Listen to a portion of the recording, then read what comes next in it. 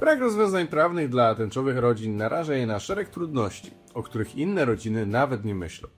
Wspólną cechą tęczowych rodzin w Polsce jest ich gorsze położenie w porównaniu z rodzinami heteronormatywnymi, które są uznawane przez prawo i cieszą się powszechnym szacunkiem. Jedną z takich rodzin jest Ola i Miłka, mieszkające w małej miejscowości niedaleko Kołobrzegu. Poznałyśmy się na Woodstocku. Początkowo byłyśmy tylko koleżankami.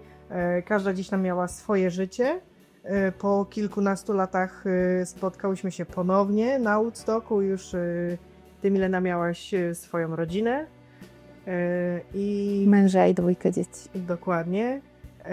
I się okazało po tym Woodstocku, że wspólnie też zaczęliśmy trenować crossfit i gdzieś te nasze drogi ponownie się skrzyżowały.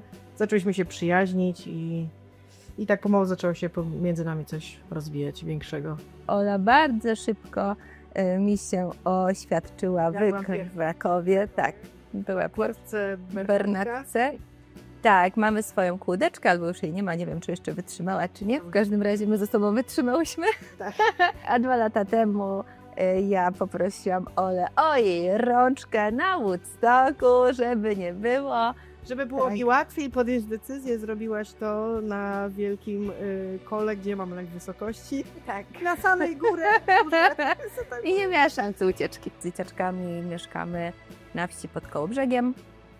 Mamy 2 chłopców, dzielimy tą opiekę między nasz dom a dom taty. W sumie teraz to na dzień mamy też od nich i ty dostajesz prezent, ja dostaję prezent. Już tak się zatarło ta opiekunka. Bardziej, nawet jak ostatnio chłopców odbierałam z jakiejś urodzin chyba i jakiś tam kolega, Tadzika, mnie zobaczył pierwszą i biegnie: Tadek, twoja druga mama przyjechała. Także już się zupełnie opiekunka zatarła. Tak, bo jakby dla dzieci to było naturalne i one faktycznie z tej cioci przeszły na mamę, ale potem jakby otoczenie nie nazywało Oli mamą, nie? Więc gdzieś tam faktycznie te naleciałości były widoczne u chłopców, nie, naleciałości z otoczenia i z tego nazewnictwa i oni mieli taki dysonans po prostu, nie? No to w końcu kim ta Ola jest? Bo oni by ją chcieli nazwać, bo to, co oni w sercu czują, no to tak jak teraz był Dzień Mamy, to powiedzieli: no ty jesteś naszą mamą.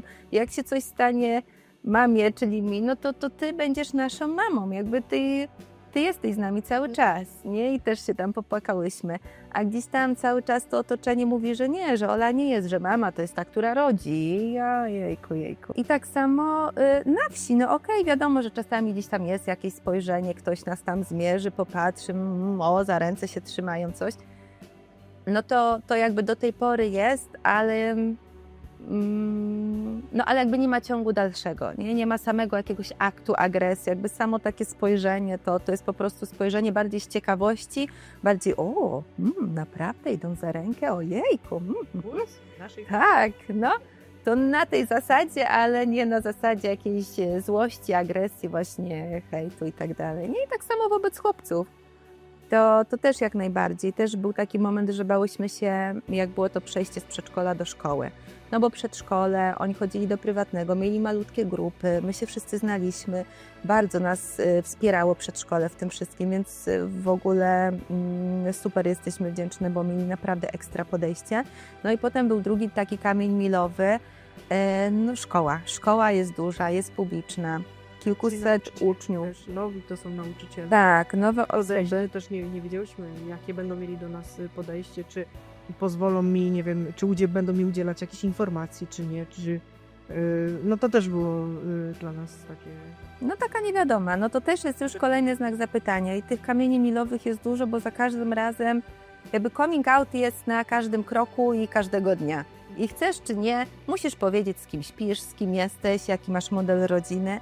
I z jednej strony my już się do tego przyzwyczaiłyśmy, a z drugiej strony jakby im dłużej to trwa, tym bardziej już jest człowiek tym zmęczony też, bo nie mamy ochoty na co dzień mówić.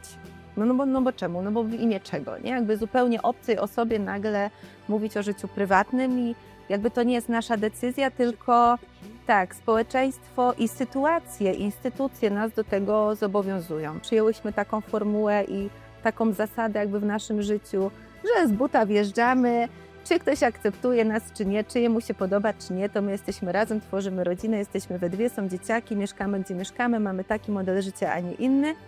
No i albo nas akceptujecie, albo nie, ale to wy sobie z tym musicie poradzić, bo dla nas to jest okej i jakby to jest nasze życie i nic wam do tego. Mimo wszystko to zabezpieczenie no dałoby mi takie poczucie spokoju i takiego komfortu, że owszem, taki moment ślubu, takiej wiesz, intymności, tego, że sobie coś przysięgamy, no to jest piękne, wzruszające i na pewno bym to chciała przeżyć, bo to są piękne takie intymne momenty, a z drugiej strony moje państwo mi tego nie zapewnia i myślę, że już tego nie zapewni. Rodzina to dla mnie kochające się osoby, czy to nie określając żadnej płci po prostu, czyli tak jak my tworzymy rodzinę. Ja, Milena, dzieciaki, to jest grupa ludzi, która się kocha, która się wspiera, razem ze sobą żyje. Tak. I płeć w ogóle tu nie ma żadnego znaczenia dla mnie. Też tak uważam. Rodzina to jest ciepło, to jest bezpieczeństwo, to jest taka bliska relacja. Z górkami, z dołkami, z całym tym bagażem, ale z taką szczerością, z otwartością i z takim dobrym serduszkiem.